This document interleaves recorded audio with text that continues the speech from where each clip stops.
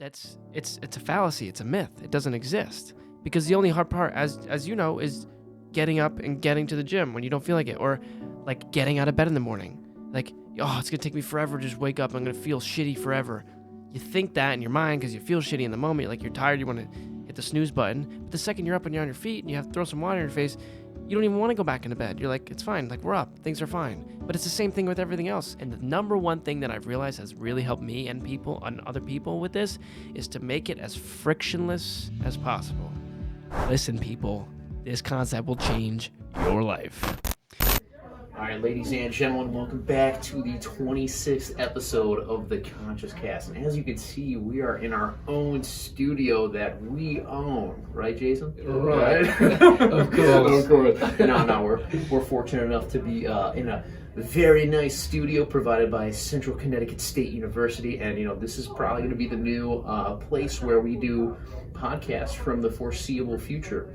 So, without further ado, our topic for today is on challenges. And, I think this is something like everyone faces, right? Yeah. Everyone has their daily obstacles. We're in this world of chasing things. We're in this world of having goals that we want to strive for, that we're able to attain, and that requires work.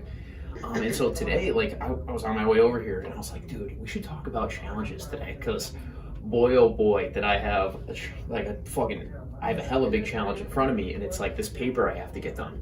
It's between these two philosophers that write in they write in English, but it seems like Chinese to me. It's completely foreign, and I just oh my god, it's killing me, right? And I'm at a certain point where I've gotten to a place where I have to think on my own, and that's hard to think on your own, right? Yeah. And we could get into a different topic about thinking by yourself, thinking it different from the herd, we can get into that, but that's a big part of challenge too. But to kind of stay in this area, a challenge for me today was I sat at a computer for 2.5 hours, probably wrote a sentence because I just couldn't understand what they were saying, and I couldn't. So what I'm trying to do is I'm trying to compare both of their views on suffering and choose which one is right, in their instances. And I have to use strictly evidence from both of them to disprove one another. And I'm like, what the fuck? I don't know how to fucking it's fucking beating my ass. Yeah. And so I sat there for 2 hours, and I was just I was continually getting frustrated, and I was looking at the paper, constantly just sitting back like this, just being what the fuck? I'm dude, I'm never gonna get this shit done. This shit is never gonna get done. And so luckily for me, I ended up writing a little bit, and I was okay, we're picking up some pace here, and I just kept on making baby steps into that challenge. And what do you know, I hit another wall, and it was just that continual just blockage, right? And I want to get this done, but it's so hard because I just can't understand. So as the day went on, earlier today, I went up to my philosophy teacher. I was like, dude, I need you to help me with this. And I asked for help. And I went to a resource that I knew had the information that could help me. Yeah. And so I talked to him. He broke down for me what was going on. And we figured out a plan of where I'm going to take my paper. And so with that help, I was able to write pretty much 300 words within 45 minutes of coming here. Yeah. So I was and we're making progress towards that challenge. And so the realization that I had in that moment when I was walking here, I was even though things may appear so dark with no light at the end of the tunnel, even though you might not be able to see the light, there is light. Always. And that is a big takeaway. And I was dude, you just gotta have that patience. And you just gotta be willing to not completely close yourself off. Do not completely close that door. Do not completely exit the cave because the way you came in, because there is a way out. 100%. Yeah, I mean, a big part of that, at least for me, I know people are different. Is the auto working? Yeah. A big thing for me that I take away with things like that is always having a plan, because when I go into any situation, whatever it is, especially situations kind of like what you're in, if I'm writing a long essay and there's a lot of pieces, a lot of moving pieces, I need to break it down. Right? For example, when I wrote for psych research methods, you had to do a whole research project, and you had to write literally a 30-page research proposal. This thing was massive, took the whole semester. and I was just so overwhelmed by it. And I'm thinking, like, how am I going to even start this? Like, where am I even going to, what am I going to do? And I'm just sitting here looking at the top of the mountain, and I'm at the bottom, not even taking steps. But I'm spending all this time looking at the top, not taking steps when I should be taking steps. And the big thing that helps me is allowing myself to almost have checkpoints of like, okay, well, step 1 is create a hypothesis. Step 2 is carry out some of the research. Step 3, figure out how to analyze the data, figure out how to do the math. And like the second I decided to break it down, and once I actually did break it down, that's when things became so much easier for me to actually attack it, because I wasn't trying to combine all steps into one step. It was each step individually on its own, and eventually became its own sort of symphony that created the paper. But it was a matter of separating each thing into its own thing, because when it's all bundled together, it's so easy to get overwhelmed, and like your mind can't focus on one of those things. And when your mind can't focus on one thing at a time, you can't focus on anything. Dude, for real. And it's a big thing you said there was like baby steps, right? And you broke it down, right? And so with me earlier today, I was like, when I was sitting there, I had no structure. Yeah. I had no structure to that part of my paper. Like I had a rough idea what I was going to do, but like without that structure, I didn't know, I couldn't do anything. Right. And so as I got that structure, everything became easier. And I feel like probably like 70 to 80% of like beginning that challenge is beginning that challenge, right? And it's like, right. it's like just getting over that hurdle of being like, either I could sit here in my own comfort zone, or I can get into that flow state where I can start to make progress towards, that goal, that standard, whatever you want to achieve.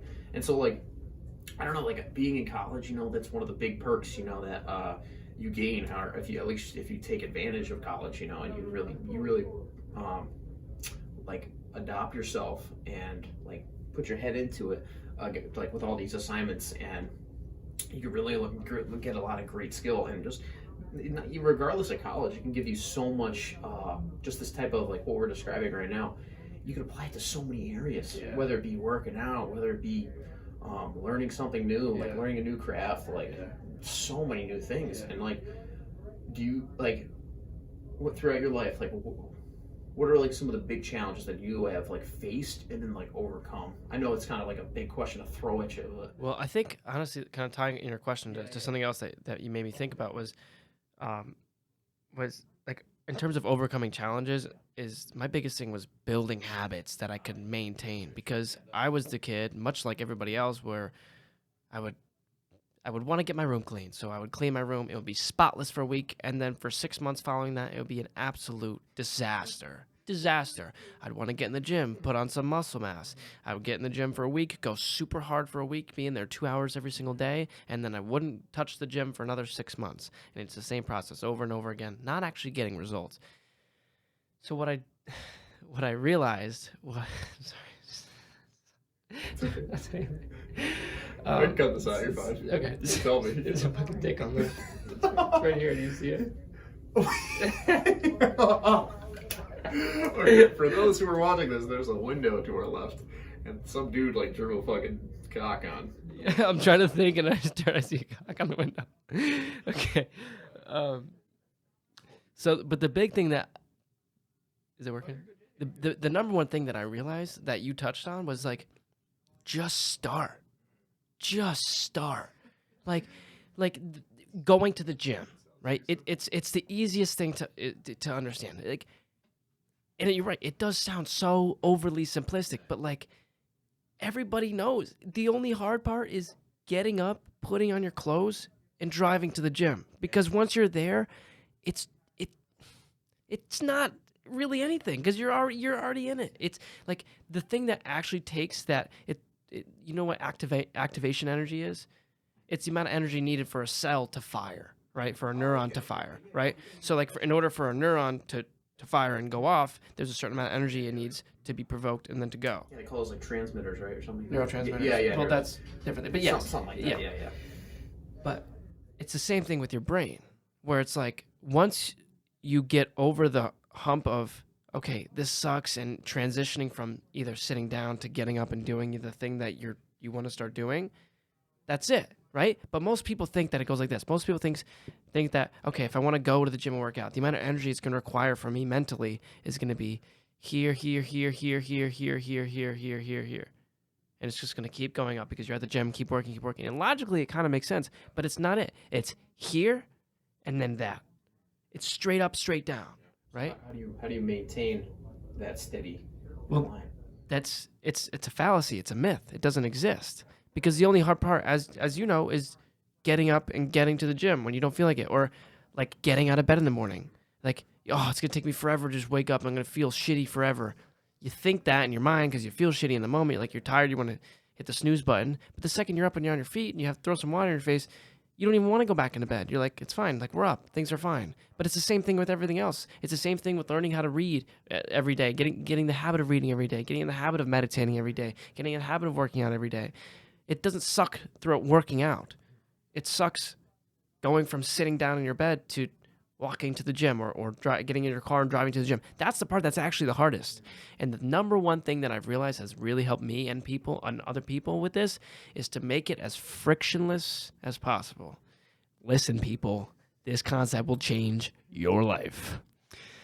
Make it as frictionless as possible, right? So for me, my big thing was I wanted to learn how to develop the habit of waking up stupid early in the morning, like 4:35 in the morning, and immediately going to the gym, because I realized, like, if I could do that, then I'll start separating myself from everybody else, and I would begin to believe that I deserve more than everybody else does. Not that I think I'm better, but I got you. and so I was like, okay, like, let's do it. Oh, let's rock. Well, I did it for a day, and it sucked, and then I didn't do it again. And I was like, what the fuck? Like, this sucks. And I realized, like, okay, I get up. I spend minute, 2 minutes getting ready, getting my clothes on, and then I spend another 5 minutes in the bathroom, and then I spend another 10 minutes doing this, and then I spend another 5 minutes getting my pre-workout and my gym stuff ready, and then getting my breakfast ready and all this other stuff. And it's like all these things, like all these moving pieces that are just like annoying because I'm tired, it's early, whatever. And I realized, like, what if I just set it up the night before? I was like, okay. So I set out my clothes. I had my pre-workout shaken ready in the morning, just in the fridge. I had my breakfast made. Everything was ready in the fridge. It was a yogurt and almonds, and everything was ready to go. I had everything ready. So all I had to do when I got up was get up, roll out of bed, brush my teeth, and then leave. That was it. And from then on, I never looked back. I never looked back, because that energy that it took for me to get from in bed at 5 to in the car going to the gym was so much less, because there wasn't as much friction preventing me from getting there. But you could do that with everything. If you can beforehand set yourself up so that you have a frictionless process, it will make any habit you want to build 20 times easier. It's ridiculous. And dude, that's one of the things I do. Like, not every single day, but similar to like what I refer to is like you're priming yourself, right? And you're priming yourself for what you're. Dude, you're already damaging the equipment. But you're preparing yourself for like what you're gonna do in the future. So before I, like, for instance, I'll use several examples here. Like, for instance, when I'm about to wake up in the morning, sometimes which I should probably get in the better habit of doing, like in terms of this area, setting my clothes out for the next day or something simple like that. Like when I started working at my new job, I got out my clothes in the morning and I recognized, I was like, wow, dude, like that felt so good. In terms of like, oh yeah, okay, here are my clothes, I can just throw them on, like it's frictionless. There's no resistance there. And another example was like related to an essay once again. Like before I'm done typing an essay, I'm like, okay, just so I'm not screwed the next time I'm going in, let me just find a little piece of information that can help me get an idea of like what I'm gonna do next time. And so I'll spend like an extra, I'm like, oh dude, I'm done. All right, let me take a step back and take like 2-3 minutes just to figure out what I'm going to do next time, or just figure out some type of lead that can help me get to some other place without, having so much friction when I'm starting that new thing. And I find it makes such a big difference. Like priming yourself, it is crazy. It's just like you suffer now, and then you experience that ease later, and it's so worth it. Yeah, because the first step is the hardest. But if you can do the first step the day before, right? It's like a cheat code. It literally is, because it's like, okay, if the first step is the hardest, do the first step when you're already 20 steps in yesterday, right? So if the 21st step is easier than the first step, do that the day before. Just implement it in so that. And another thing that I realized as well is like in the morning, especially when I get in the right headspace, like first thing I do when I get up is I pray, and then I immediately put in my headphones and I start listening to a podcast. Just like, because we're gonna get a little tangent, but that's fine. When you wake up in the morning, your brain is in a theta state, theta waves, theta and beta waves. So you're much more susceptible to anything that's going into your brain. And that's where I find myself like, okay, if the first thing I can do, right? If the first moments of the morning are the moments where I am most heavily influenced, then I want to be most heavily influenced by the best possible things, the best possible information. And so, number one is pray, and then number two is put in people just having a conversation, podcast, seminar, whatever, people having a conversation about personal development, about mindset, about things that are going to help my life, because then immediately I'm in a great mood and I'm ready to attack the fucking day, right? And then once my brain is back into that alpha state where is it beta or it doesn't matter, normal walking around state, then I'm already primed to be in this state of mindset, motivation, getting after it, like thinking about things that are actually going to make my life better rather than waking up and checking Twitter, waking up and checking TikTok, waking up and checking Instagram. Because you do that, and how do you think it's going to prime you during the day? It's no wonder why people are just every single, I think there's some crazy statistic where it's like people will check Instagram on their phone like 300 times a day. Like, so whatever number you think, multiply it by 20. Like, it's some ridiculous number. And a lot of times they'll look at it and it's just, they're just looking at Instagram and then they'll close the app, just as an addiction. But if you can wake up in the morning and the first thing you do is something else and you don't prime yourself for that throughout the day, I think it'll really help. Yeah, and that ties back into habits too. Like if you're, like my ex-girlfriend, and this might be kind of nice, of a nice thing for me to say. For her, this might be like kind of a conservative statement, but I remember like she showed me her hours on Instagram, and it was like 3 to 4 every single day. Like she would be on Instagram, solely on Instagram. That's not even her screen time.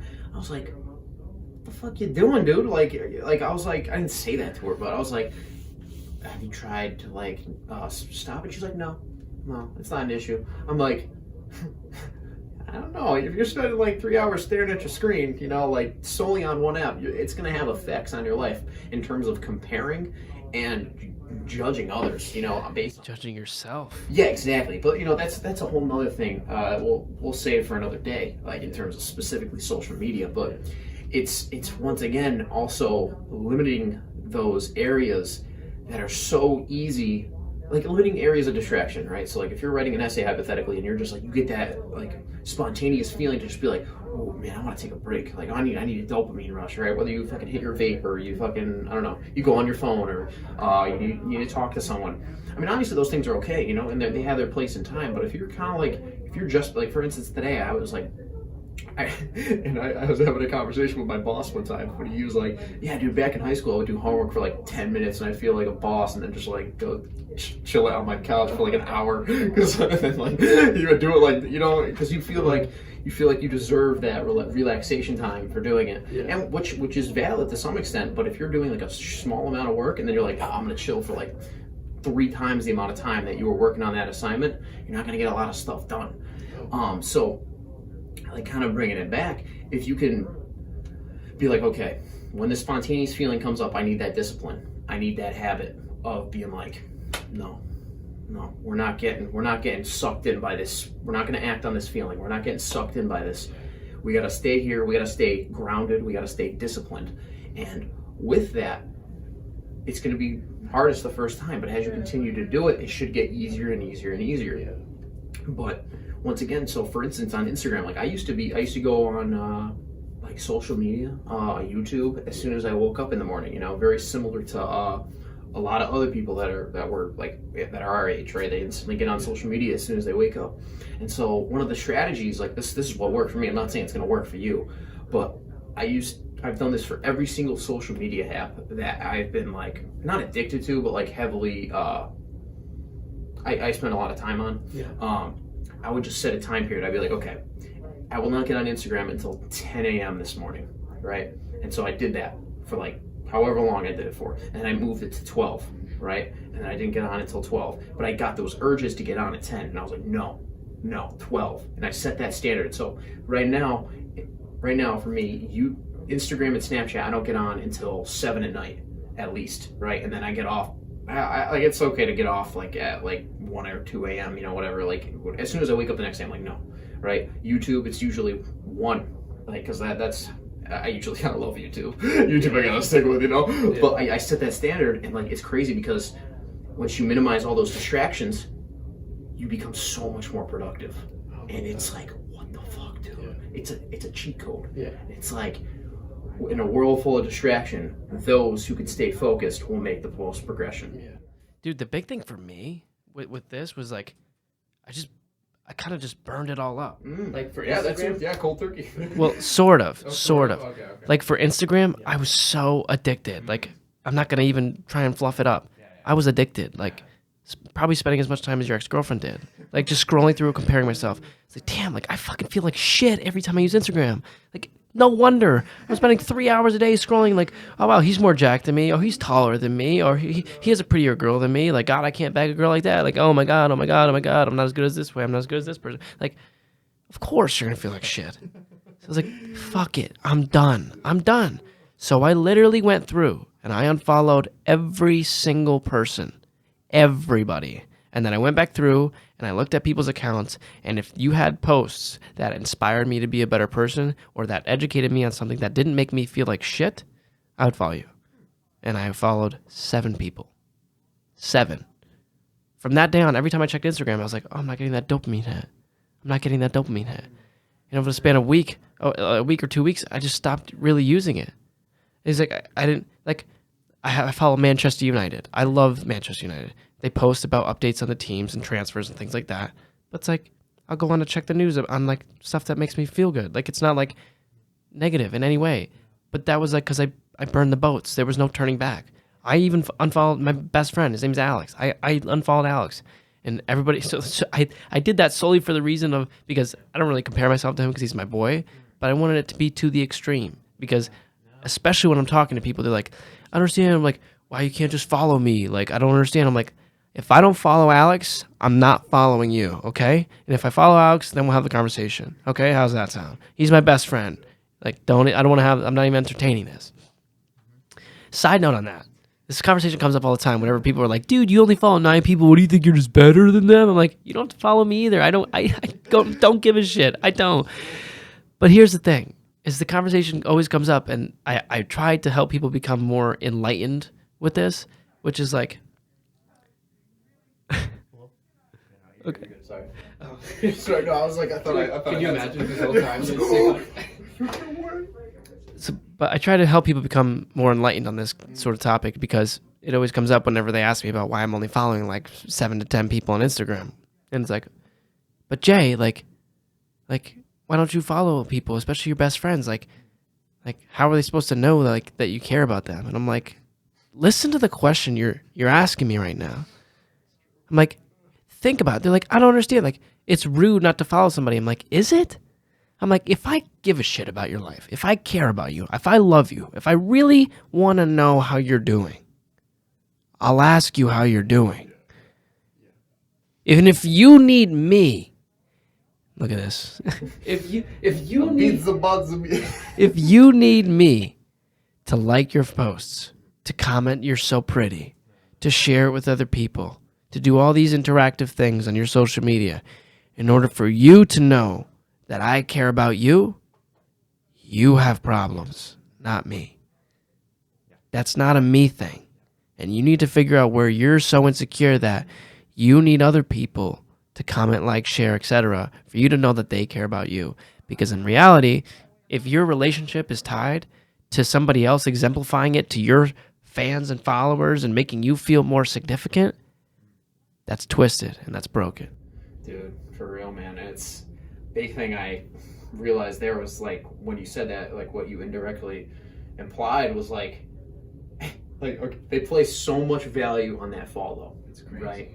And with that follow, they feel like a sense of assurance, I should say. Yeah. But like you said, like I was like questioning in my head, like just thinking about it, like, okay, like if you really love someone, like when you were saying, like, okay, if I really love someone, like, and I don't follow them, is that considered disrespectful? And initially, my first reaction was like, yeah, that's fucking disrespectful. But then you were like, but how much interaction am I gonna do with them, like through that follow, when I could just ask them in real fucking life, like have that real genuine connection. It just doesn't make sense. And like that follow, you're not like, I mean, sure, if a hot chick with like a good amount of, a hot chick that you think is following you, right, and she follows you, like, oh yeah, she follows me, we're good, we're on good terms. When was the last time you talked to her? Yeah. Bet you you've never fucking talked to her in your life. Like, there's a couple hot chicks that follow me, right? And I remember back in the day in high school, hey man, you know what I'm saying, slide on in. No, I'm telling you, yeah, right. Yeah, but like, it's like, I'm like, oh yeah, they still follow me, we're cool, you know, like, dude, I haven't talked to them in years, dude. Years. And that's on me too. Like, I haven't reached out to them. Like, that's cool. It's just how it is, you know.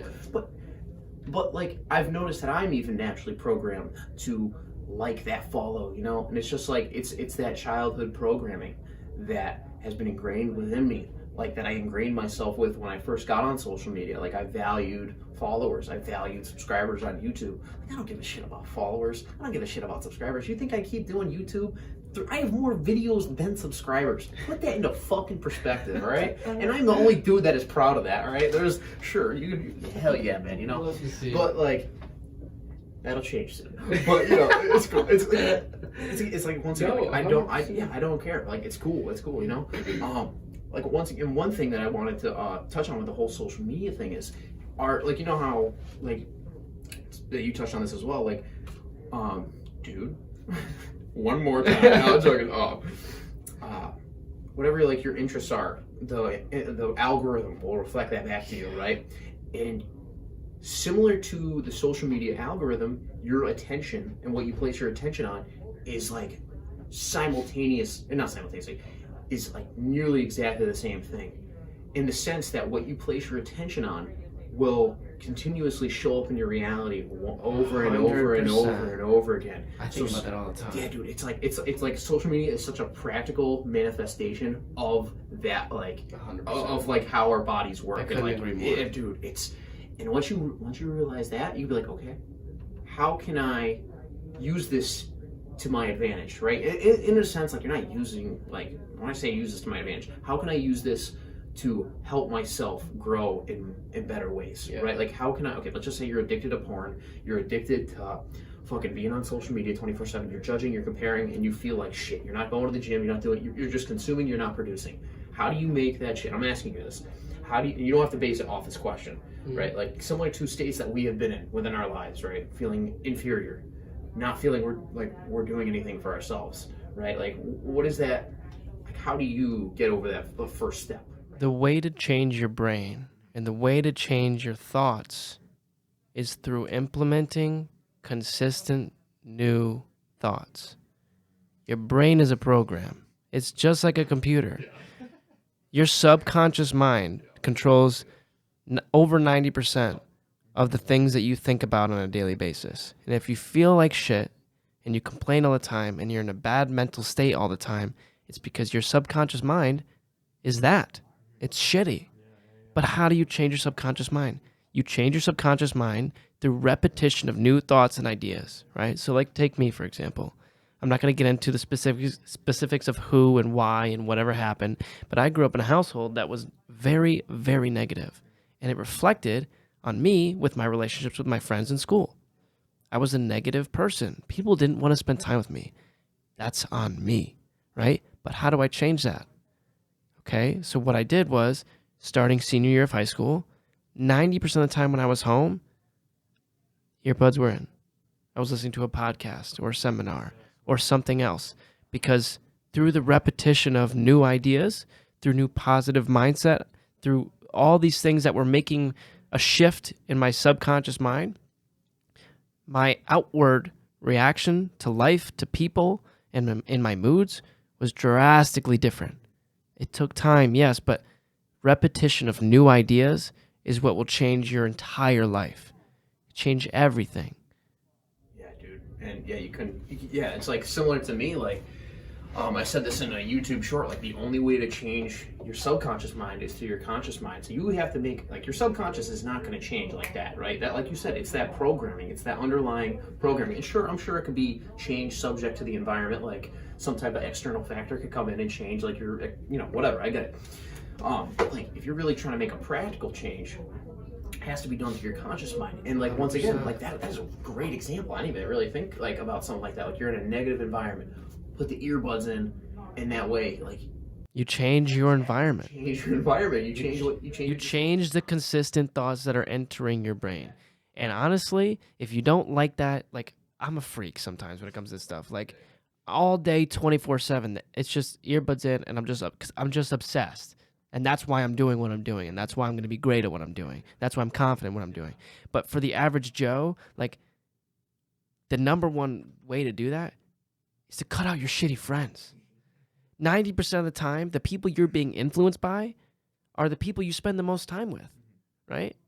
And if you're spending time with people who complain, people who don't exercise, people who don't meditate, people who don't work on themselves, people who have the rooms a mess, people who are not living lives that you would want to trade with, you need to stop spending time with them. You need to. And this always comes up whenever I'm talking to people about it. Jay, like, I get it. I have friends that are kind of shitty for my life, but they've been my boys since second grade. Like, first of all, time doesn't fucking matter. But secondly, you don't need to cut them out. You don't need to make it some dramatized thing. But take a step back. It doesn't need to be some, I'm never talking to you again because Jason said or somebody said that I need to cut out my shitty friends in order to live a better life. You could maybe stop hanging out with him 5 days a week and start hanging out with him 1 or 2 days a week, right? If he's not good for you, he's not good for you. That's not your fault. And you can have that conversation. It's going to be a painful conversation, but what do you want? Do you want to avoid a painful conversation, or do you want to live a life where you feel good on a consistent basis? And the number one thing that's going to influence how you feel is the consistent thoughts and images and philosophies that are entering your brain from the people and from any other influence that you're consistently being impacted by. And the number one is friends for most people. And dude, like, so like bouncing off that, similar to like how you, that's a fucking out of here, don't I strike? But similar to what you said, like you are the 5 most people you hang around, right? So what if you don't hang around anybody? All right, and like, so I had this idea like back in the summer, like we did a podcast on this. I was like, what if you hang around? Like, what if you have a very small amount of friends? And like, I'm an individual that really doesn't go out of their way to text people. Like, very few people that I go out of my way to text. And like, you're one of them, Cole's one of them. I have, you know what I mean? Like, obviously my voice, but like, yeah. I'm very much an introverted extrovert, I could say. Like, yeah. I like to socialize, but I also, like, similar to you, I like that time alone. I'm very independent, and that's just the way it is. Yeah. And so I was like, okay, if I'm by myself, based on that quote, based on that logic, I'm by myself majority of the time. I'm going to be myself in most situations, right? Obviously, you're going to, like I said before in the past episode, I'm very much a social chameleon. You know, I adopt to my surroundings, and it's hard for me to challenge people. But also, with this, I think it's also, when you start to spend more time by yourself, when you start to make those conscious efforts to change the programming of your mind, it takes bravery, it takes courage, and I think with that it requires free thinking as well. Because if you're constantly just thinking based on your subconscious mind, you're never questioning these thoughts. If they're just thoughts, they're not good, they're not bad, they're just thoughts. We're the ones that ascribe the value to these thoughts, and if you're constantly ascribing negative intent, they're always going to appear as negative, and eventually over time that becomes locked in. And I know some people that are our age that can never see other alternatives. Yeah. And so with that free thinking, with that ability to want to be by yourself, you don't even have to be by yourself. You could be around other people, but you can still be authentic, right? In the sense that you're not, maybe let's just say you don't have to say it externally, but let's just say we're having a conversation and it's just like pure negativity. But like that negativity doesn't appear to be negativity. But you take a step back and you're like, whoa, dude, this shit is wicked negative. I gotta maybe go on my phone, put my earbuds in, and just make that conscious effort. And once you begin to question that, like that questioning really is the beginning of free thinking, right? And it's like from that point on, like it's crazy. And like luckily for me, I grew up in a household that was like it was a good environment. Like, I mean, don't get me wrong. Like, I don't think I've ever mentioned this on the podcast, but like I haven't seen my dad in like 10 years. Right? He left. He didn't leave, but like, you know, it's not good, right? My mom has done so much for me, fucking changed my life forever, right? But my family, in a lot of aspects, was very reactive, you know, and didn't really take a step back to like reflect, you know. And I'm not saying that in a bad way. I'm just telling you how it is, you know. And like we would get in a lot of arguments, you know, like here and there. But like most of the time, we would be on positive bases or bases, or whatever the fuck the word is. All right, but I remember like as I began to get on my spiritual journey, I began to question my thoughts, and I began as I read The Power of Now, I was like, holy shit, dude. And this is a big thing for you too that you could probably touch on, using those external resources that we have at our disposal to help us learn new things. And I think that's also a big thing when it comes to questioning, free thinking, and really starting that change. And do you think making that conscious effort to shift your thoughts is a challenge? Of course, it's a challenge. The question is it worth it to you? The answer is yes. Fuck yeah, it is. The answer is always yes. Unless you enjoy living a negative, shitty life. Like, if that's what you want, if that's what you really want, then c'est la vie.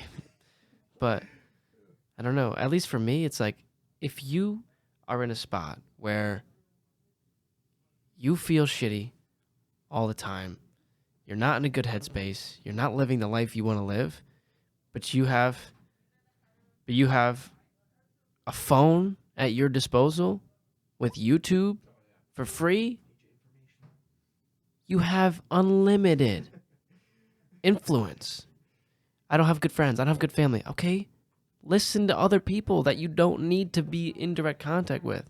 Find a new influence. That's the way you're going to change your life. Find new influences. And it doesn't need to be new friends or cut off your friends or cut out your family, but find better influences. Yeah, you don't have to be as extreme as Jason, or should I call you Jay?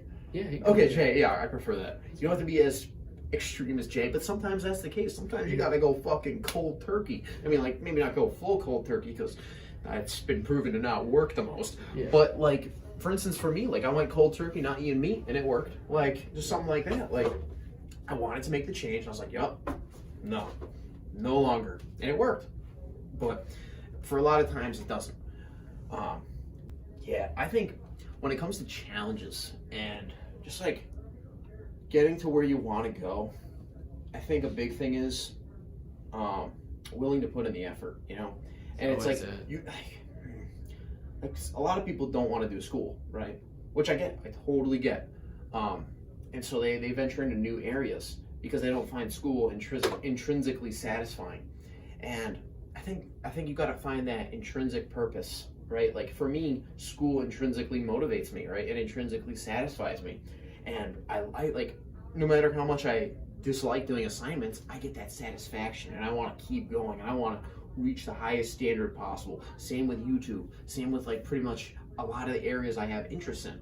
Like, I want to do the best possible job I can. But also there's these factors that come in, these distractions, these really just distractions that throw me off course. And I'm just like, man, fuck, bro. Like, and sometimes like I get down on myself, you know, because I'm not at that place, and it never feels like enough. And so like with that, I think like my question to you is, like, you've been on this self-growth journey for a couple years now, 3-4 years now. Like, obviously you still have that past conditioning, right? Of course. And you want to reach a certain place in terms of self-improvement, right? Am I wrong?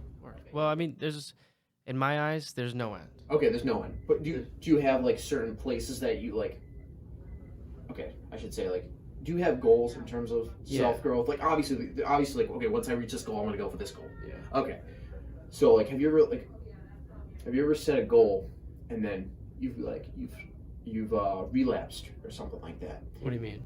In sense of like, okay, so hypothetically, let's just say I want to meditate every single day, right, for this month, and I didn't meditate for like a day or two.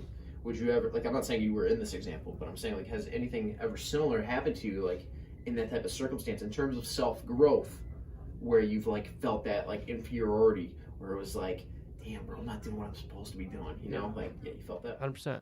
Yeah, because I mean, when I first started on this whole self improvement thing, it was really just exercise and taking my body to like the highest level that I could.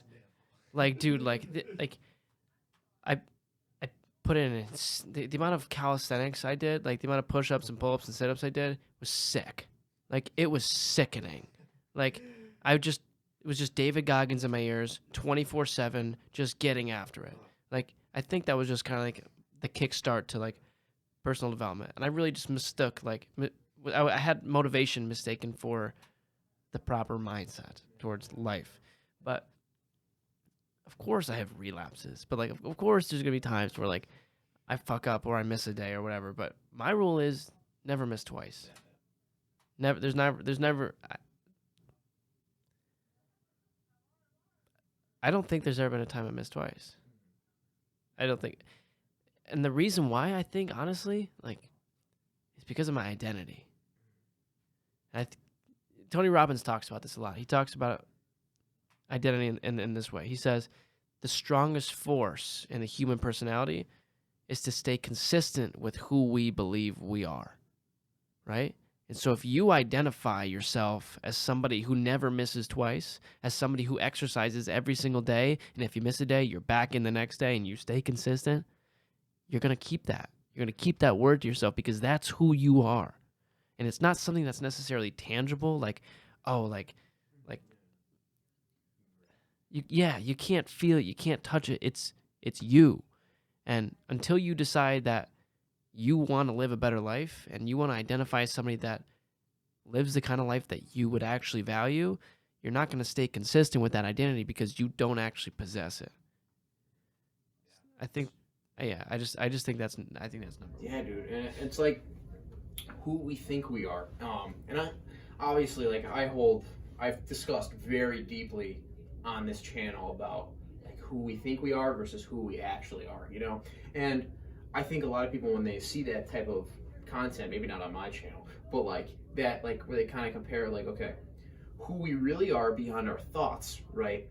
And this kind of more spiritual gurus talk about, you know, and how to like truly alleviate suffering, but also like we're also very much within this domain of identity too. Like we can't just completely let go of that identity, right? Like for instance, I came into like I'll draw it right here. I came into this world without a name, right? But I identify as Cal, right? But that name was given to me externally. So like, who am I really? You know what I mean?